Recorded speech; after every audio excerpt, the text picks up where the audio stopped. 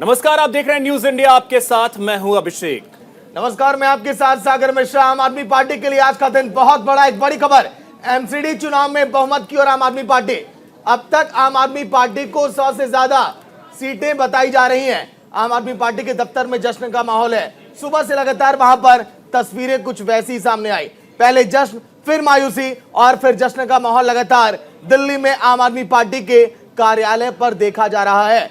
शुरुआत में आपने सुना जिस तरह से अरविंद केजरीवाल ने जिक्र किया कि हाँ, मैं जादूगर हूं, दिल जीतना जानता हूं। अभिषेक, बिल्कुल, तो देखिए जो टैली है वो टैली ये बताने के लिए काफी है कि अब धीरे धीरे बहुमत की तरफ बढ़ रही है। और इसी बीच बड़ी खबर ये है कि बहुमत के करीब अब पहुंचती हुई दिख रही है आम आदमी पार्टी। अभी तक 100 से ज्यादा 110 सीटें जो हैं वो आम आदमी पार्टी के खाते में आ चुकी हैं। बात अगर बीजेपी की करें तो बीजेपी के खाते में अभी तक 89 सीटें आई हैं। तो एमसीडी में 15 सालों से काबिज बीजेपी अब एमसीडी से बाहर होती हुई नजर आ रही है और आम आदमी पार्टी की एंट्री एमसीडी में। सागर, देखिए, बिल्कुल 15 सालों से जिस बीजेपी का एमसीडी पर कब्जा था वो घड़ियां बेहद नजदीक, जब आम आदमी पार्टी अब लीड करती हुई दिखाई दे रही है। और जश्न का माहौल पूरे दिल्ली में आम आदमी पार्टी के लिए कि एक बार फिर हमने वो कर दिखाया जो हमने चाहा है। 3 जगहों पर चुनाव हुए, गुजरात, हिमाचल और दिल्ली में एमसीडी की, लेकिन एमसीडी में आम आदमी पार्टी का डंका बजता हुआ दिखाई दे रहा है। ये तस्वीरें आम आदमी पार्टी के तमाम कार्यकर्ता जो इस समय जश्न में डूबे हुए हैं। सुबह से ही लगातार आम आदमी पार्टी के दफ्तर के बाहर और अंदर सजावट का दौर भी जारी था। गहमा गहमी पूरे दिल्ली में सुबह से लगातार दिखाई दे रही थी। तो बिल्कुल ये तस्वीरें देखें, आम आदमी पार्टी के कार्यकर्ता जश्न मनाते हुए नजर आए। और आपको बता दें कि कुछ सीटों के नतीजे आने अभी भी बाकी हैं, लेकिन जो स्थिति इस समय दिख रही है उसके मुताबिक ये अब लगभग तय माना जा रहा है कि आम आदमी पार्टी एमसीडी में जीत दर्ज करने जा रही है। देखिए तस्वीरें जो लगातार न्यूज इंडिया आपको दिखा रहा है। अरविंद केजरीवाल जी को दिया है, जैसे दिल्ली सरकार में दिल्ली के लोगों ने जिम्मेदारियां अरविंद केजरीवाल जी को दी, दिल्ली सरकार की चाबियां अपने बेटे अरविंद केजरीवाल जी के हाथ में थमाई, वैसे ही आज दिल्ली के लोगों ने नगर निगम की चाबियां भी अपने परिवार के बेटे अरविंद केजरीवाल जी को थमाई हैं। दिल्ली के लोगों ने एक संदेश दिया है कि हम काम करने वालों को वोट डालते हैं, बदनाम करने वालों को वोट नहीं डालते हैं। और आज दिल्ली में 7 केंद्रीय मंत्री, दर्जनों मुख्यमंत्री, 100 से ज्यादा सांसद, ईडी, सीबीआई, इनकम टैक्स सब मैदान में उतरे, लेकिन सारी साजिशें फेल हो गई। और दिल्ली के लोगों ने अपने बेटे अरविंद केजरीवाल जी को नगर निगम के चुनाव में जिताते हुए एक संदेश दिया कि दिल्ली की लड़ाई जो सीधी भाजपा बनाम आम आदमी पार्टी थी, वैसे ही देश की राजनीति भी अब भाजपा बनाम आम आदमी पार्टी, मोदी बनाम केजरीवाल होती जा रही है। देखो, जो जीता वही सिकंदर। दिल्ली के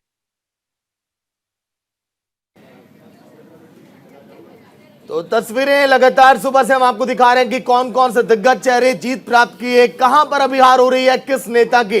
अश्वनी शाही नेता बीजेपी के, कार्तिकेय सिंह नेता कांग्रेस के जुड़ चुके हैं। सवाल जवाब का दौर अब शुरू होगा। सबसे पहले अश्वनी शाही जी, आपके पास आऊंगा सर। 250 सीटें, 15 सालों से आप थे एमसीडी में, उम्मीदें थी आप लोगों को कि हाँ, इस बार मुकाबला जो है कांटे का टक्कर का होगा, हुआ भी कुछ वैसा ही। और इस समय आम आदमी पार्टी लीड करती हुई दिखाई दे रही है। जी जरूर, आम आदमी पार्टी लीड करती हुई दिखाई दे रही है और हम उनसे बहुत ज्यादा नहीं, 17-18 सीटें पीछे चल रहे हैं अभी भी जीत में। लेकिन दिल्ली की जनता ने भारतीय जनता पार्टी पर भरोसा दिखाया है, उसके लिए दिल्ली की जनता का आभार और धन्यवाद। भारतीय जनता पार्टी ने ये दिखाया है कि हाँ, हम कुछ काफी सीटें 181 से अगर नीचे हम आए हैं तो हमने लूज किया है, मगर जिस तरीके से आम आदमी पार्टी के संयोजक जो है कह रहे थे 20 सीटें पाएंगे हम, 230 सीटें जीतेंगे, उसको जनता ने एकदम से खारिज किया है और इनको जबरदस्त लड़ाई के लिए प्रेरित किया है। और ये देखने को आया है कि अब देखिए उनके नेता कुछ बयान, अभी राघव जी का बयान आप चला रहे थे, अब उन्होंने माननीय प्रधानमंत्री नरेंद्र मोदी से तुलना शुरू कर दी। यानी कि विपक्ष में कोई नेता नहीं है जो माननीय प्रधानमंत्री जी का मुकाबला कर सके। अब अरविंद केजरीवाल जी ही एक नेता बचे हैं, लेकिन मेरा मानना है कि अरविंद केजरीवाल जी और उनकी पार्टी की यही हैसियत और औकात है कि वो एमसीडी तक ही सीमित रहे। इस जन्म में तीसरे देखिए, औकात जैसे शब्दों का इस्तेमाल जो आप कर रहे हैं सर, गुजरात के चुनाव में जब हुआ तो आप लोग को इस पे आपत्ति हो गई थी। अगर अरविंद केजरीवाल की पार्टी अगर दिल्ली में अगर जीत रही है तो फिर यहां पर आपको शुभकामनाएं देनी चाहिए, कहना चाहिए कि हाँ बेहतर काम करिए। मैंने तो ये कहा कि तीसरे राज्य में जो कह रहे हैं कि एक विपक्ष के नेता बनकर उभरेंगे, तो उनके जो उनका जो एक कद है उस हिसाब से एमसीडी में जनता ने उनको आशीर्वाद दिया है। कैसे राज्यों में अब उनके बस का कहीं आगे बढ़ना नहीं। पंजाब तो वो जीत गए, पंजाब भी जीत गए। उसके बाद अगर दिल्ली की बात की जाए तो दिल्ली में उन्होंने अब सरकार बना ही रखी है। गुजरात की अगर बात कर ली जाए तो गुजरात में कांग्रेस कहां है ये तो कल पता चलेगा, लेकिन आपके लिए मुश्किलें तो आम आदमी पार्टी ने ही खड़ी की हैं। हमारे लिए कहां मुश्किल खड़ी किया है आज एमसीडी का। एमसीडी में 15 साल से आप थे, आपको बाहर कर दिया, वो मुश्किलें नहीं है। एमसीडी का चुनाव देश का नीति निर्धारण नहीं करता है। नीति निर्धारण साथ जो है एमपी के क्या जरूरत थी इतने मुख्यमंत्री को बुलाने की? पार्टी के तमाम दिग्गज जो है एमसीडी का प्रचार, क्या जरूरत थी फिर? जब अगर नीति निर्धारण के लिए एमसीडी उतना महत्वपूर्ण नहीं है तो फिर क्या जरूरत थी वो सब करने की? काम के आधार पे वोट मांग लेते, काम खत्म। जी एक चुनाव बता दीजिए कि भारतीय जनता पार्टी ने गंभीरता से न लड़ा हो, चाहे वो एमसीडी का हो या लोकसभा का हो। इस बात को स्वीकार कीजिए ना, आप लड़े लेकिन हारे। तो देने दीजिए, हार को स्वीकार भी तो कीजिए। सुन लीजिए जी। जब नहीं मैंने तो पहली लाइन में कहा कि जो जनता ने जो आशीर्वाद दिया है वो स्वीकार्य है, उनका आशीर्वाद हमको स्वीकार्य है, चाहे हार के रूप में मिले चाहे जीत के रूप में मिले, वो स्वीकार्य है। ठीक है, जिसको जीत है उसको बधाई है। लेकिन मैंने आपकी बात का जवाब एक लाइन में देना चाहूंगा कि भारत की जनता जो है बहुत होशियार है। और आपने कहा कि चुनाव हम गंभीरता से लड़ते हैं। हम जब ये 67 सीट पाए थे तब भी गंभीरता से लड़े थे, 63 पाए तब भी गंभीरता से लड़े थे, एमसीडी भी लड़ेंगे। आने वाले जो भी चुनाव होंगे, भारतीय जनता पार्टी, अभी ये लोग कुछ नहीं कर पाए, हमने राष्ट्रीय बैठक कर ली कि 2024 की आपके मेहनत को तो दाद देनी होगी, क्या नहीं होगा। इरशान जी का वेलकम करता हूं। इरशान जी, बहुत स्वागत है आपका न्यूज इंडिया पर। आपके पास आता हूं, लेकिन एक सवाल कार्तिकेय जी आपसे पहले लेना चाहूंगा, कांग्रेस कहां है? सबसे पहले तो आपका धन्यवाद। और देखिए, मैं यही कह सकता हूँ एक पार्टी के कार्यकर्ता के रूप में कि हम जितनी दमखम से लड़ सकते थे हमने प्रयास किया है। और दिल्ली की जनता को भी आज सोचना होगा कि वो किस झूठे प्रचार तंत्र में फंसी हुई है। एक तरफ एक पार्टी है जो हिंदुओं का नाम करके आपके सामने आती है, और एक पार्टी लगातार आपसे 8 साल झूठ बोल रही है। हमने शुरुआत से ही मुद्दों की राजनीति करी थी, हमने मुद्दे उनके सामने रखे थे कि आपके सामने कूड़े का ढेर है, आपके सामने वो एमसीडी के कर्मचारी जिनको समय पे वेतन नहीं मिलता है, आपके सामने एमसीडी की और अस्पताल स्कूल खस्ता हालत में है। और दिल्ली की सरकार जब शीला दीक्षित जी चलाती थी तब किस तरीके से चलाया जाता था, हमने अपना रोड मैप उनके सामने रखा था। इसीलिए हमने नारा दिया था मेरी चमकती दिल्ली। लेकिन मोस्ट करप्ट डिपार्टमेंट वाली एमसीडी जो भाजपा ने दी थी, और जिस तरीके से 8 साल लगातार झूठ बोलते हुए केजरीवाल जी आए हैं, तो शायद जो 50% लोगों ने जो वोट किया है वो शायद उनके फिर से एक बार उनके झूठ के जाल में फंसी है जनता। और हम उसको कार्तिकेय जी, जनादेश का सम्मान नहीं करते क्या? नहीं, बिल्कुल जाल में फंस गई। आप ये भी बोलिए ना। नहीं कार्तिकेय जी, आप ये भी आप बोलिए कि हाँ, मुद्दों पर आप बेहतर तरीके से आप खेल नहीं पाए, बेहतर तरीके से मुद्दों को आप उठा नहीं पाए।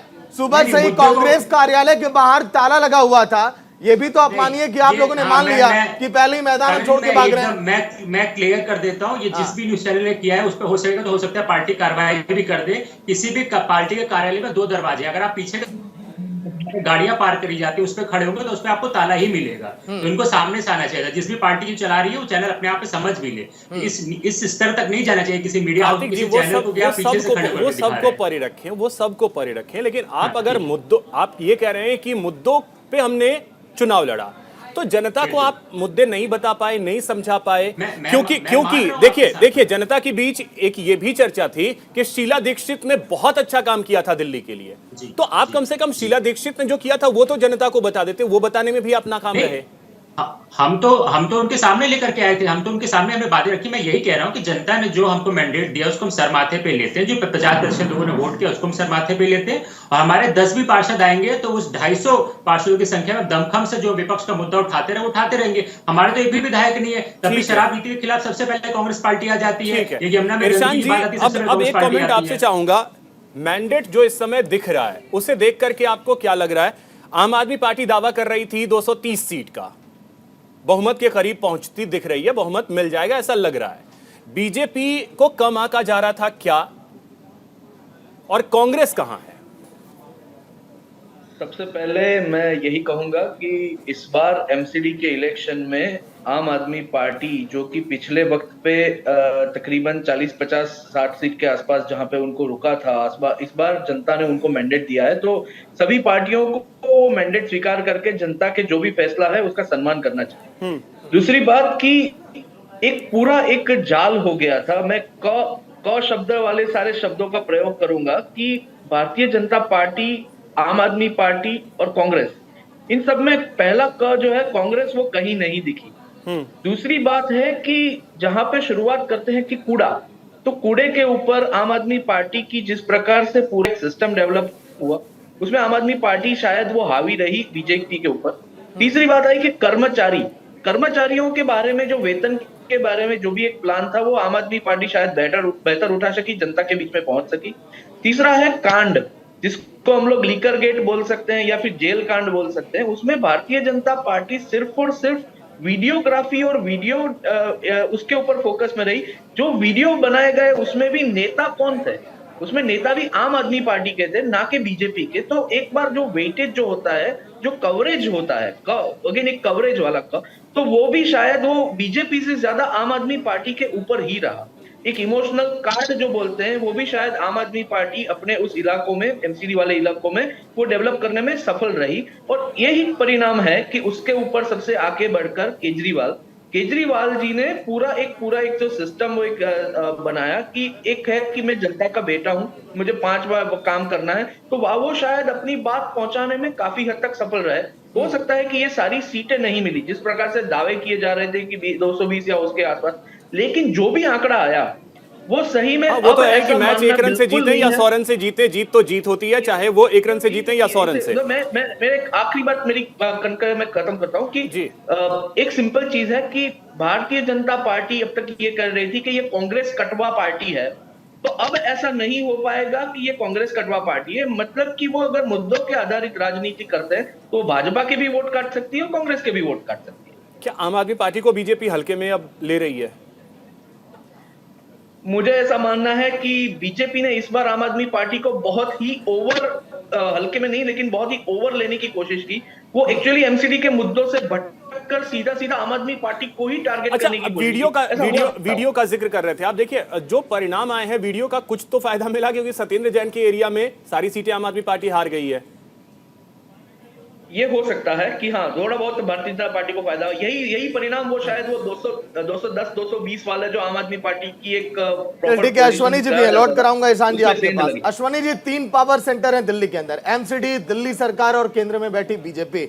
2 तो पावर सेंटर लगभग आपके हाथ से चले गए हैं, तो ऐसे में कमजोर हो रही है क्या बीजेपी? आप ये मानते हैं कि नहीं? अभी भी आप कहेंगे नहीं ऐसा नहीं है, कमजोर नहीं हो रहे हैं। वोट परसेंटेज पर आप जाइए, पिछली बार हम 37% वोट पाए थे, इस बार 39%, यानी कि हमारे वोट परसेंटेज में 2% का इजाफा हुआ है। और ये लोग कांग्रेस और आम आदमी पार्टी मिलाकर उस समय जो है 47% वोट पाई थी, और अब ये लोग 54% पे है। तो दोनों में देख लीजिए कि वोट परसेंट में भारतीय जनता पार्टी का इजाफा हुआ है, कहीं हम नहीं गए हैं। मैं यही बार बार कहना चाह रहा हूं कि उन विधानसभा में जनता ने उनको देखा, अब एमसीडी में अगर मौका दे रही है जनता दिल्ली की, अब आम आदमी पार्टी के सामने एक परीक्षा की घड़ी है। एक चेक को आप बार बार नहीं बैंक में प्रेजेंट करके भुना सकते हैं। अब उनसे इम्तिहान की घड़ी है कि चलो भाई ठीक है, हमने आपको नगर निगम भी दे दिया, हमने आपको विधानसभा भी दे दिया, 2 पावर सेंटर आप लेकर गए, लेकिन उसका रिजल्ट दीजिए। वो रिजल्ट देने में आम आदमी पार्टी कभी सफल नहीं होगी, क्योंकि इनके वादे खोखले हैं, इनके दावे खोखले हैं, न उनके यहाँ नेता है, न उनकी नीयत है, न नीति है। तो फिर जनता उन पे भरोसा कैसे कर रही है? अश्विनी जी, जनता उन पे भरोसा कैसे कर रही है फिर? नहीं, जनता ने भरोसा कहाँ किया पूरे देश में? अच्छा, अगर आप भरोसा दो नहीं किया राज- सर। बात एमसीडी की आज कर रहे हैं, पूरे देश को लेकर के 2024 में कर लेंगे और गुजरात और हिमाचल को लेकर कल कर लेंगे। आज एमसीडी की बात कर रहे हैं, तो एमसीडी में जो वोटर्स हैं उन्होंने तो भरोसा दिखाया आम आदमी पार्टी पे। अभिषेक जी एकदम दिखाया, और मेरी पूरी बात अगर आप सुनेंगे तो आपको भी समझ में आ जाएगा कि जनता ने भरोसा दिखाया है। जनता ने कहा कि भाई चलो ठीक है, अभी कूड़े के पहाड़ के बगल में ही रहते थे केजरीवाल जी, उनको कूड़े का पहाड़ नहीं दिखता था। बिजली माफ है, लेकिन 2015 से जो उनको पेंशन मिलती थी, विधवा अच्छा, पेंशन कूड़े से का लेकर पहाड़ बाकी अब आपको तो पेंशन- दिखेगा कम से कम। कूड़े का पहाड़ अब तो नहीं, वो तो आपको अभिषेक जी मैं आपको एक बताना चाहता हूं कि गौतम गंभीर जी के उससे वो कूड़े का पहाड़ 16 मीटर नीचे आया है। लेकिन अब मैं जरूर पूछना चाहूंगा कि कौन सा रॉकेट साइंस ये लगाएंगे, कहां ले जाएंगे? पंजाब में ले जाएंगे, उत्तर प्रदेश अपने यहाँ जगह इनको नहीं देने वाला, हरियाणा इनको जगह नहीं देना, दिल्ली में जगह नहीं, कहां ले जाएंगे? ये दिल्ली की जनता को बेवकूफ बना रहे हैं। ठीक और है। भारतीय जनता पार्टी के पास वो चीज है कार्तिक- जिससे हमने 16 मीटर नीचे किया है, वैसे ही उसको हम खत्म कर देते। लेकिन ठीक है। दिल्ली की जनता ने इनको मौका दिया है, अब इनसे अपेक्षा भी करेगी दिल्ली की जनता। बिल्कुल करेगी।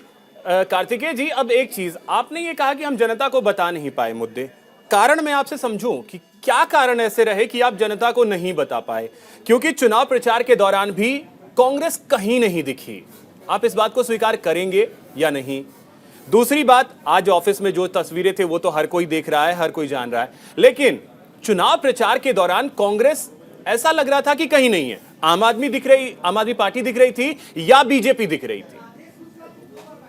हम एक एक करके आपके सवालों के जवाब दे देता हूं। पहली बात रही मुद्दों की, तो मैंने आपको शुरुआत में बोला था कि चाहे शराब की इनकी नीति की बात हो, चाहे एमसीडी कर्मचारियों के ना वेतन की बात हो, अगर उन आंदोलनकारी कर्मचारियों के साथ सबसे पहले कोई खड़ा था तो कांग्रेस पार्टी खड़ी थी। ये समझ लेना कि हम दिख नहीं रहे थे, हम जनता के बीच में ही थे। मैं कोरोना काल पे जा ही नहीं रहा हूँ, कांग्रेस पार्टी ने किस तरीके से मदद करी थी मैं अभी आपको रिसेंटली कुछ उदाहरण दे रहा हूँ। आंगनबाड़ी आशा वर्कर कैसे आम आदमी के खिलाफ थे, उनके साथ कौन खड़ा था? उनके साथ कांग्रेस पार्टी खड़ी थी।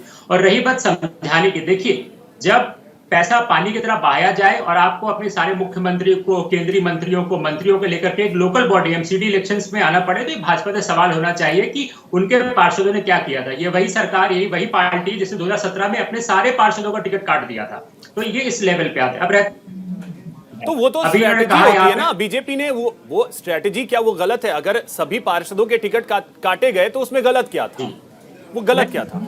अगर इतना अच्छा, इसका मतलब उन्होंने काम नहीं किया था। अगर मानिए आप कहीं से चुनाव लड़ रहे हैं, आपने 5 साल अच्छा काम किया तो आपको 5 साल दोबारा टिकट मिलता है। इसका मतलब है आपको किसी पार्षद ने 2017 में काम नहीं किया था और अभी 2022 में ये दिख रहा है। तो वो दाव कामयाब तो रहा। आप इस बात को भी तो स्वीकार करेंगे, वो दाव मैं कामयाब तो रहा। अगर गुजरात में कह तो पूरा रहा का हूं। पूरा कैबिनेट बदल देती है बीजेपी और उसके बाद वहां जीत लेती है, तो फिर क्या दिक्कत है उसमें? वो तो उसके परिणाम पे हम कल आ जाएंगे। तो ये तो सही बात है, पूछना चाहिए उनसे कि 4 साल आप 5 साल क्या करते रहते हैं जब आपको बदलना पड़ता है। इसके बाद तो जनता को धीरे समझ में बातें आ जाएंगी, जनता चलिए, को ठीक है। उसके अब नतीजा आगे आकर दे देगी। ठीक है, दूसरी बात है, सर्वेश्वर पाठक भी जुड़ गए हमारे साथ, पॉलिटिकल एक्सपर्ट। सर्वेश्वर जी, स्वागत है न्यूज इंडिया में। धन्यवाद।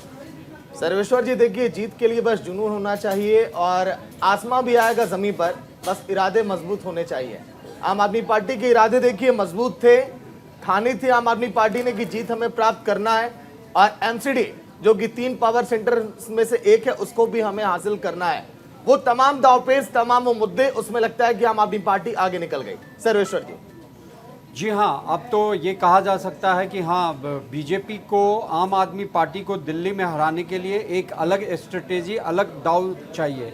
आम आदमी पार्टी से वो पार नहीं पा रही है दिल्ली में, और अरविंद केजरीवाल जो भी स्ट्रेटेजी अपनाए वो उसमें सफल हुए। लेकिन एक चीज़ आपको मानना पड़ेगा कि बीजेपी ने अरविंद केजरीवाल को घेर के दिल्ली में ही बैठा दिया। उनके लिए ऐसा व्यूह रचा कि वो दिल्ली से बाहर नहीं निकल पाए, क्योंकि उन्हें एमसीडी भी जीतना था। और मैं ये मानता हूँ कि देखिए, एमसीडी बीजेपी अगर हार ही गई है 15 सालों के सत्ता के बाद, तो कोई ज़्यादा ये नहीं हुआ है। अब जितने भी समस्याएं हैं, अब अरविंद केजरीवाल जी को इससे भागना नहीं पड़ेगा कि जो पहले आरोप प्रत्यारोप था, ये चीज़ मेरे दायरे में नहीं आते, ये एमसीडी के दायरे में है, ये बीजेपी जाने। भ्रष्टाचार वहाँ हो रहा है, वो उनके जिम्मे था, ये गलियाँ उनके जिम्मे, ये नालियाँ उनके जिम्मे। तो इस चीज़ों से कम अब दिल्ली की जनता को सुनने से आज़ादी मिलेगी और पूरे मनोयोग से मेरे को लगता है अरविंद केजरीवाल जो जनता से वादा किए हैं वो करेंगे। सर्वेश्वर जी, जल्दी से क्या लगता है कि आज़ादी मिल जाएगी? देखिए, कोई तुरुप का इक्का, कोई जादू की छड़ी नहीं है जो अरविंद केजरीवाल जी हिलाएंगे और दिल्ली की सारी समस्याएं हल हो जाएंगी। वो एक था दिग्भ्रमित करने का जनता का, और जनता हो भी गई और उन्होंने चुना है। लेकिन देखिए, यहाँ पे जो अरविंद केजरीवाल जी का ट्रेंड होता था कि लैंडस्लाइड विक्ट्री, पंजाब में लैंडस्लाइड विक्ट्री, दिल्ली में 2 चुनावों में लैंडस्लाइड विक्ट्री, वो नहीं हुआ। बीजेपी ने अच्छी फाइट दी। आप इस बात को समझिए कि जनता का विश्वास बीजेपी में भी है और 20-25 सीटों का ही ऊपर नीचे हुआ है। इससे ज्यादा अभी तक का जो रुझान है या जो आंकड़ों में तब्दील हो रहे हैं, उससे तो यही लग रहा है। चलिए ठीक है, सर्वेश्वर जी, कार्तिकेय जी और एहसान जी, आप लोग बने रहिएगा, लौट कर आऊंगा, एक ब्रेक पर जा रहे हैं। तो एमसीडी के दंगल में देखा जाए तो आम आदमी पार्टी इस समय लीड कर रही है और इस समय आम आदमी पार्टी ने चढ़ाई कर दी है। उम्मीद के मुताबिक आम आदमी पार्टी ने बेहतर प्रदर्शन किया है। दिल्ली की छोटी सरकार कहे जाने वाली एमसीडी के शुरुआती रुझानों और नतीजों में आम आदमी पार्टी ने बाजी लगभग अब मार ली है। ऐसे में आम आदमी पार्टी के अगर वोट शेयर की भी आज हम बात करेंगे और कहां पर नुकसान हुआ वो भी बताएंगे। फिलहाल एक बड़ी खबर आप टीवी स्क्रीन पर, सत्येंद्र जैन जो कि मंत्री हैं दिल्ली में, विधानसभा में आम आदमी पार्टी की हार।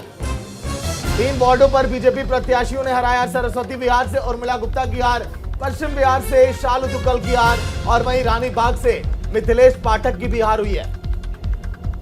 तो अब देखिए, भले ही एमसीडी में आम आदमी पार्टी ने बाजी मारी हो, लेकिन सत्येंद्र जैन, उनके विधानसभा क्षेत्र में आम आदमी पार्टी को हार का सामना करना पड़ा है।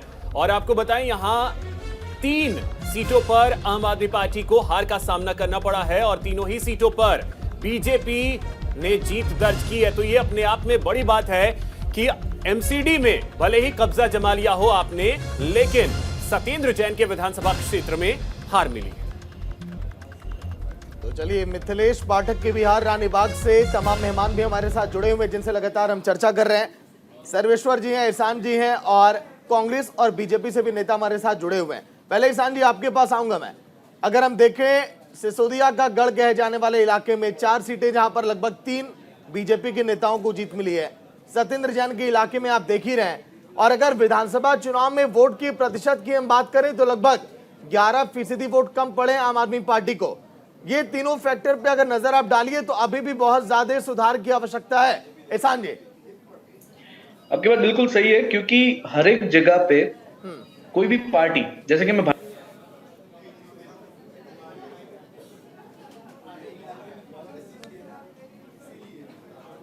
आवाज मिल पा रही है आपको? भारतीय जनता पार्टी जब भी वो अपनी शुरुआत कर रही थी तो गुजरात में वो पहले 2 सीट से उन्होंने अपनी शुरुआत की थी। उन्होंने भी उत्तरोत्तर सुधार किया। 70 इयर्स पुरानी एक कांग्रेस पार्टी थी, उनके मुकाबले उन्होंने पूरी मेहनत की, कोशिश की। आज तक वो अपने आज प्रधानमंत्री भी अभी भारतीय जनता पार्टी से। इसी तरह से हर एक पार्टी जब भी कोई नया इलेक्शन लड़ती तो उसमें सुधार की जरूरत। लेकिन इतना तो है कि सिर्फ और सिर्फ काम की राजनीति के ऊपर, विकास की राजनीति के ऊपर, अब तक ऐसा था कि शायद एक पार्टी विकास की बात कर रही थी तो शायद दूसरी पार्टी उनको मौत का सौदागर या इस प्रकार के वाक्यों की बात कर रही थी। अभी पहली बार ऐसा हुआ है कि भैया आप जो काम बोल रहे हो, विकास बोल रहे हो, वो विकास एक्चुअली लोगों तक पहुंचना चाहिए, बेसिक मुद्दों के ऊपर होना चाहिए। और बेसिक मुद्दों के ऊपर उल्टा पूरा इस बार माहौल ये हो गया है कि कांग्रेस कहीं पे पिक्चर में नहीं थी, बीजेपी का पूरा फोकस सिर्फ और सिर्फ मनीष सिसोदिया और सत्येंद्र जैन के ऊपर था। शायद यही परिणाम हमने इलेक्शन के जो रिजल्ट अपने आपने बोला कि एक कंस्टिट्यूएंसी में 3 में बीजेपी जीती, एक में तो पूरी विधानसभा में सबको सब बीजेपी में जीते हैं। तो एक वही नहीं कुछ ना कुछ वो फैक्टर भी अफेक्ट कर रहा है। थोड़ा सा और ऐड कर दे, सिर्फ एक वही नहीं है, सत्येंद्र जैन का विधानसभा क्षेत्र ही नहीं, इसके अलावा पटपड़गंज में जहां से विधायक हैं, खुद अगर बात कर ली जाए मनीष सिसोदिया का जो वार्ड नंबर है 203, वहां पे हार मिली है आम आदमी पार्टी को वार्ड में। उसके बाद अमानुतुल्लाह खान का जो एरिया है ओखला का, वहां पे सभी सीटें हार गई है आम आदमी पार्टी। ये तो सही में बहुत बात है कि अभी आम आदमी पार्टी को भी उसी प्रकार से उनके जो प्रत्याशी है उनका भी चयन करना होगा। और इस प्रकार की कोई भी मुद्दा के ऊपर आधारित राजनीति जिसमें भ्रष्टाचार का भी एक टॉपिक इन्वॉल्व हो, तो जनता अभी सब देख रही है, वो समझ रही है। लेकिन ये सारी बातें ओवरऑल आम आदमी पार्टी के परफॉर्मेंस के ऊपर देखा जाए, क्योंकि अंत में यही है कि एरिया वाइज जो भी पैच है जिसमें बीजेपी जीती है, ओवरऑल देखा जाए तो ये दिल्ली का एमसीडी इलेक्शन था। और दिल्ली में एमसीडी इलेक्शन में आम आदमी पार्टी इस बार ओवरऑल देखा जाए तो भारतीय जनता पार्टी को थोड़ा सा पछाड़ती हुई दिखाई दी। ठीक है, एक चीज अश्विनी जी, रिजल्ट तो आपके खिलाफ है, लेकिन दावा अब से कुछ देर पहले भी यही हुआ है कि मेयर तो हमारा ही बनेगा। ये दावा कौन सा वाला है? देखिए, कोई दावा की बात नहीं है। अभी देखिए, दिल्ली की जनता ने चुनाव में जो है जो मैंडेट दिया है वो सर आंखों पर है। लेकिन अब जो है 250 जो मेंबर हैं, ये देखेंगे कौन भ्रष्ट है, कौन सही है, क्या है, ये उसके बाद मेयर चुनते हैं। तो हो सकता है कि किसी के अंतर। एक मिनट रोक रहा हूं सर, तारिक अनवर इस समय कुछ बोल रहे हैं, वो सुना देते हैं, फिर आपसे जवाब लेंगे। तारिक।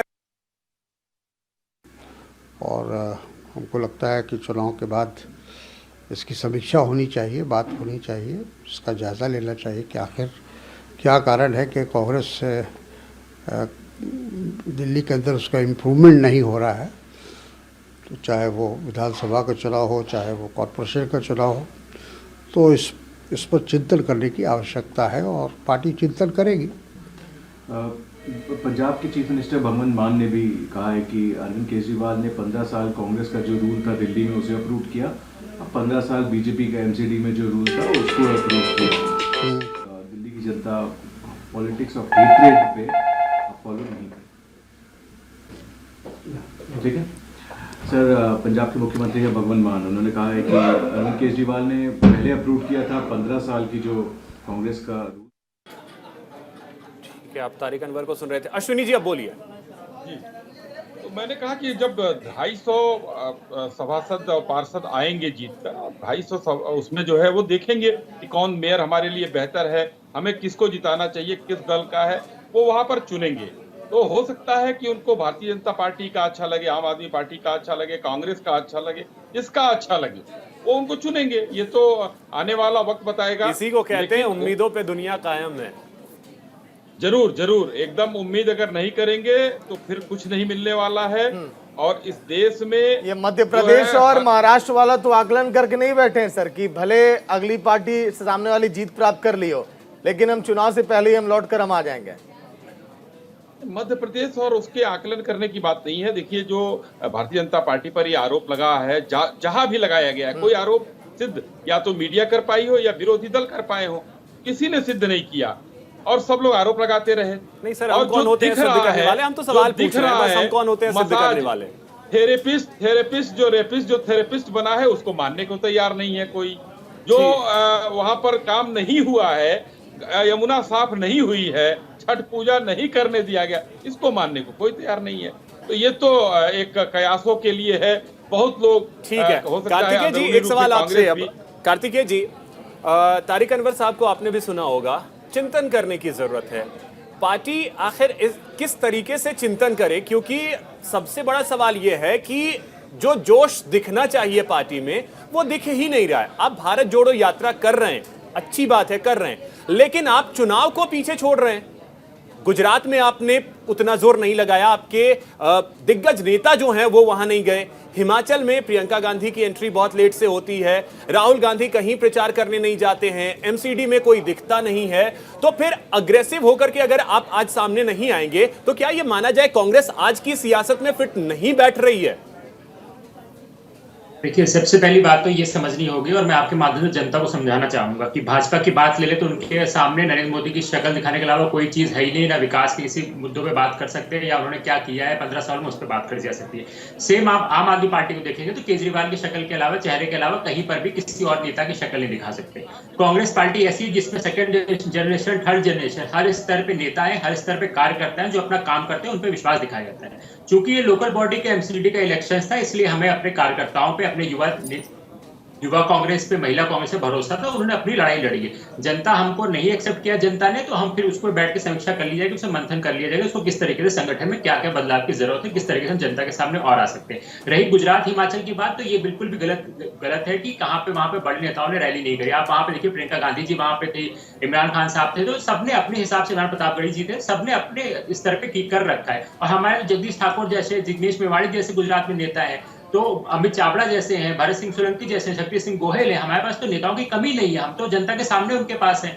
अब जो मैंडेट आया है उसमें मैं दोबारा कहना चाहूंगा कि भले हम 8-10 हमारे पार्षद आ रहे हैं, लेकिन हम पूरी समस्त दिल्ली के जो मुद्दे हैं उसको उठाते रहेंगे। आपने जिनका नाम लिया, क्या वो सारे चेहरे नरेंद्र मोदी को टक्कर देने की स्थिति में हैं? ये बात मान के चलती है कांग्रेस की जो नरेंद्र मोदी का फेस है, क्या उन्हें टक्कर देने की स्थिति में ये चेहरे हैं? कांग्रेस का न सिर्फ कोई एक नेता बल्कि एक छोटा कार्यकर्ता भी नरेंद्र मोदी को टक्कर देने के बहुत सक्षम है। हमारे जो आदरणीय नेता राहुल गांधी जिन्होंने हमें एक नारा दिया, डरो मत। हम बिना डरे एक छोटा से छोटा नेता उनके आंखों में आंख डाल के सच्चाई बोलने की कीमत कुबत सब चुकाने के लिए तैयार है। उसको हम आंखों में आंख डाल के बोल सकते हैं जहां पे वो गलत है। और रही बात, मैं फिर से कह दे रहा हूँ, आप लोगों ने जैसे बार बार बात कही जा रही है तो बड़ी अच्छी बात है, सारे मुख्यमंत्री सारे मंत्री आते हैं चुनाव लड़ने, तो बड़ी अच्छी बात होती है। जब कोरोना काल जैसी समस्या आती है, महंगाई जैसी समस्या आती है, तो यही मुख्यमंत्री यही मंत्री रोडों पर निकल के जनता की मदद करते हैं। न सिर्फ सत्ता को पा लेना राजनीति का महत्वाकांक्षा है, बस यही तक सीमित नहीं होनी चाहिए। आपने उन 5 सालों में क्या किया है उस पर बात होनी चाहिए। 8 साल में ना ये यमुना साफ कर पाए, ना ये आगे जाकर कूड़े के ढेर साफ कर पाएंगे। और 15 साल तक एमसीडी में थे, इन्होंने क्या किया ये दोनों के सामने है। जो कर्मचारियों के वेतन की बात थी, दोनों लोग ठीक है, इस पे जल्दी से एक कमेंट अश्विनी जी करना चाह रहे हैं, उसके बाद मैं सर्वेश्वर जी आपके पास आता हूं। जल्दी से एक कमेंट अश्विनी जी। आता हूं ईशान जी, आता हूं जल्दी से 10 सेकंड में एक कमेंट सर। राहुल जी ने कहा है कि डरो मत, और खुद डरकर गुजरात चुनाव में प्रचार करने लगे। एक जगह गए 17 मिनट उन्होंने भाषण दिया। यही अंतर बताया, यही अंतर बताया। सत्ता पाने की लालसा, सत्ता पालने की लालसा और देश को बचाने की लालसा, इस दोनों में अंतर होता है। जिस दिन अश्विनी जी जिस दिन समझ जाएंगे ना, उस दिन कमर की ये पंजे का निशान होगा आपके पास कि भारत सत्ता पाने की लालसा और देश को बचाने की लालसा में बहुत बड़ा अंतर हो जाएगा। जिस दिन समझे, मुझे पूरा विश्वास है। ठीक है, दोनों पार्टियों के लिए वक्त चिंतन और मंथन का है। मैं दोनों पार्टियों से कह रहा हूं सर, जीत तो आम आदमी पार्टी की हो ही रही है। लौट कर आऊंगा, शहजाद पूनावाला ने क्या कुछ कहा है आज के इस परिणामों को लेकर, जो लगातार रुझान जो है परिणाम में तब्दील हो रहे हैं, सुनिए आप। भारतीय जनता पार्टी ने जीत हासिल की है और आम आदमी पार्टी को मुंह की खानी पड़ी है। इसका मतलब कि आम आदमी पार्टी के भ्रष्टाचार के खिलाफ ये वोट किया गया है और आज आम आदमी पार्टी को इंट्रोस्पेक्ट करना चाहिए कि भ्रष्टाचारी मंत्रियों को वो कब तक बचाएंगे। अरविंद केजरीवाल को बताना चाहिए कि क्या अब वो सत्येंद्र जैन के खिलाफ कार्रवाई करेंगे, क्या अब वो मनीष सिसोदिया के खिलाफ कार्रवाई करेंगे, या अब भी निर्लजता से भ्रष्टाचारियों को बचाएंगे। आपके नेता लोग कह रहे हैं और पार्टी ने मन बना लिया कि मेयर तो हमारा ही होगा, कह रहे हैं, इसके पीछे क्या लॉजिक है? देखिए, 1.5 घंटा आने दीजिए और होने दीजिए, सारी जो पिक्चर है वो साफ हो जाएगी। अभी सारे वोट गिने नहीं गए हैं और निश्चित रूप से कल तक तो हमें 25 सीट नहीं दे रहे थे, हम 104 पर है अभी। 1.5 घंटे के बाद तस्वीर और भी साफ हो जाएगी। हम मेयर बनाने के लिए ही चुनाव लड़ रहे थे और मेयर भारतीय जनता पार्टी का दिल्ली में बनेगा। धन्यवाद। तो चलिए, चर्चा लगातार जारी है। सर्वेश्वर पाठक जी, आपके पास मैं आऊंगा। क्या यहाँ पर देखिए सीटों का अंतर जो है बड़ा कम है? क्योंकि कई चुनावों में हमने देखा है सामने वाली पार्टी जब हार जाती है और बहुत कम अंतर रहता है, तो कैसे तिकड़म थोड़ा भिड़ाया जाए और कैसे वापसी की जाए, इसमें लगातार देखिए कोशिश जारी रहती है। यहाँ पर भी कुछ हो सकता है क्या? देखिए, राजनीति संभावनाओं का दौर है और यहाँ कुछ भी असंभव नहीं है। आप देखते हैं धुर विरोधी जो एक दूसरे के पॉलिटिकल पार्टी होते हैं, चुनाव के बाद वो एकजुट होकर सरकार बना लेते हैं। यही अरविंद केजरीवाल जब दिल्ली की सत्ता संभाले थे तो कांग्रेस के सहयोग से वो सरकार बनाए थे 49 दिनों का, आपको हमको सबको याद होगा। तो यहाँ कुछ भी हो सकता है, इस बात से इनकार नहीं कर सकते, क्योंकि यहाँ पे टफ फाइट है और जो जीत का मार्जिन है, आप कह लीजिए जो भी संख्या में, वो ज्यादा का अंतर नहीं। हाँ, अगर कहीं ज्यादा का अंतर रहता तब ये संभावना छीन पड़ती दिखाई देती, लेकिन अभी कुछ भी हो सकता है, इससे हम इनकार नहीं कर सकते हैं। रही बात, दूसरी बात जो कांग्रेस के प्रवक्ता बोल रहे थे कि नहीं ये है वो है, देखिए दिल्ली में कांग्रेस ने फ्री वॉक जो कहते हैं ना दे दिया अरविंद केजरीवाल को। वो देख लिए कि नहीं, जनता हमें नहीं चुन रही है तो हम बीजेपी को भी नहीं आने दे। वो कहते हैं ना, हम तो डूबेंगे भी सनम, तुमको भी ले डूबेंगे। तो वही बात कांग्रेस की है। विधानसभा में भी आपको रोक रहा हूं, देखिए ये पंजाब के मुख्यमंत्री भगवंत मान की तस्वीरें हैं और मिलने के लिए पहुंचे हैं अरविंद केजरीवाल से। तस्वीरें आ रही हैं लगातार, जश्न की तस्वीरें भी हम लगातार अपने दर्शकों को दिखा रहे हैं। तो भगवंत मान अरविंद केजरीवाल से मिलने के लिए पहुंचे हैं। सर्वेश्वर जी बोलिए। जी, तो वही मैं बोल रहा हूं कि कांग्रेस देख रही है कि अगर वो जीतने की स्थिति में नहीं है तो एक होता है कि आप हारे हो, लड़के हारे हो। कांग्रेस ने हथियार पहले से ही डाल दिए हैं लड़ने का, तो उनके पास अब मतलब जो कहते हैं ना चुनाव कैसे जीता जाता है, वो स्ट्रेटेजी चाहे वो दाव पेच वो भूल गए हैं। चाहे उनके पास जो भी स्ट्रेटेजी है उनको काम नहीं कर रही है। इवन देखिए बीजेपी भी अरविंद केजरीवाल को दिल्ली में कम से कम हराने में नाकामयाब रही है। अभी जो अभी की सियासत को अगर हम देखें तो ये T20 जैसा, अगर देखें तो पहले टेस्ट वाली सियासत होती थी, फिर वनडे वाली सियासत भी आई, और अभी की सियासत जो है वो फटाफट T20 वाली। क्या कांग्रेस उसमें फिट नहीं बैठ पा रही? नहीं, देखिए कांग्रेस अपने स्ट्रेटेजी के कारण भी नहीं फिट बैठ पा रही है। अगर आप देखें तो इस चुनाव प्रचार में उन्होंने जगदीश टाइटलर को इसका पूरा जिम्मा दे दिया, ये हम सभी जानते हैं। बीजेपी ने उस चीज को बहुत बुलाया, और दिल्ली की जो जनता है उनको अभी भी 1984 की वो कसक याद ही है, तो वो कहीं नहीं भूले हैं। रही बात, देखिए यही शीला दीक्षित जी की सरकार थी, 15 साल कांग्रेस ने क्या शासन किया था, और उसके बाद से जो सत्ता उसके हाथ से गई तो गई है एमसीडी में। अगर 4-5 सीटें कांग्रेस की आ रही है तो इससे बुरी हार या जो कहते हैं ना दुर्गति, वो क्या हो सकती है? फिर भी आप इस पे कहोगे नहीं इसने ये किया उसने वो किया। अरे आप अपने अंदर तो झांक के देखो। अगर बीजेपी भी आज हार रही है तो कहीं ना कहीं कुछ ना कुछ कमियां रही होंगी इन 15 साल में जो दिल्ली की जनता को वो दे नहीं पाई, इसलिए ऐसा है, नहीं तो वो जीत सकती थी। ठीक है सर्वेश्वर जी, देखिए अपनी कमियां बहुत कम लोग बताते हैं, इसीलिए अश्वनी जी से ही पूछ लेते हैं। अश्वनी जी, कमियां क्या रह गई थी, बता दीजिए आप ही सर, कहां पे चूक हो गई? देखिए चूक ये तो जनता का आशीर्वाद है। अब जनता कहाँ हमसे चूक हुई ये तो समीक्षा हम करेंगे ही करेंगे, सबसे पहले समीक्षा हम करते हैं। लेकिन जनता ने इस लायक हो सकता है कि जनता ने सोचा हो कि 15 साल इनको रखा गया, और अरविंद केजरीवाल जी जो कह रहे हैं कि भाई ये नहीं कर पाए, तो अरविंद केजरीवाल जी को मौका दिया जाए। उनको मौका दिया कि अब कहने का तो मौका उनको न मिले, शहजाद कोई पूनावाला बहाना को उनको सुना न हुआ मिले। कॉन्फिडेंस है कि मेयर तो बनाएंगे। अश्विनी जी, ये कॉन्फिडेंस के बारे में एक बार अगर आप बता दीजिए कि ये कॉन्फिडेंस कहां से आ रहा है कि मेयर तो हमारा ही बनेगा? क्यों नहीं आना चाहिए? अभी मैंने कहा कि जब 2 करोड़ की जनता ने 250 लोगों में अपना मत सिमटा दिया है, तो 250 लोगों में 100 से ऊपर तो हमारे हैं। तो हमको मेयर चुनने में कोई वो बहुत से लोग होते हैं जो अपनी अंतरात्मा की आवाज ठीक है इरशान जी, ये मेयर का कॉन्फिडेंस प्रत्याशी अच्छा बीजेपी है। के पास कहां से आता है? ये कॉन्फिडेंस कहां से आता है?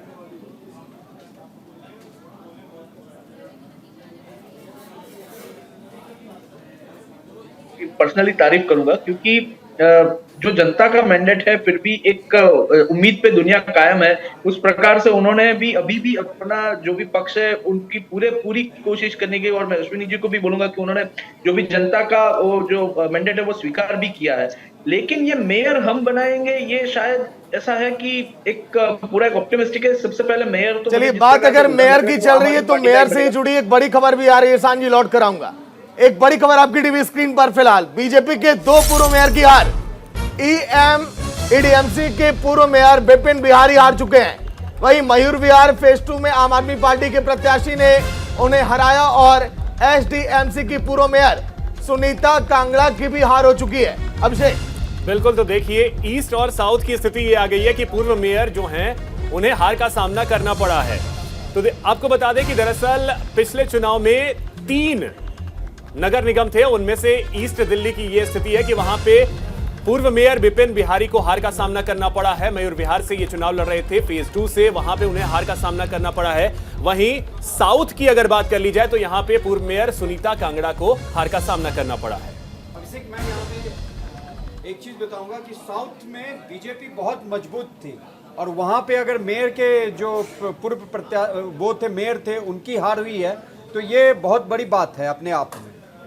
बिल्कुल, इसमें कोई दो राय नहीं है। अगर एक चेहरा होता है मेयर, अगर उन्हें हार का सामना करना पड़ रहा है तो फिर तो मुश्किलें हैं और सवाल बहुत सारे हैं, क्योंकि इन चेहरों पे भरोसा होता है कि ये चेहरे सीट निकाल कर आएंगे। जी जी। तो ये कुछ एक सीटें हैं जिसकी वजह से चुनौतियां बीजेपी के लिए रही हैं, और इसी की वजह से एमसीडी में बीजेपी बाहर होती हुई नजर आ रही है। इरशान जी बोल रहे थे, बोलिए इरशान जी। जी, सबसे पहले तो मैं रामेश्वर सर की जो बात है उसको थोड़ा सा कंटिन्यू करूंगा कि कांग्रेस ने राहुल गांधी साहब की ये जो भारत जोड़ो यात्रा है वो क्यों हो रही है, उसका मकसद क्या है? क्या उसको एमसीडी में या गुजरात या हिमाचल प्रदेश के कोई इलेक्शन में उनका कोई वो रोल होगा, नहीं होगा?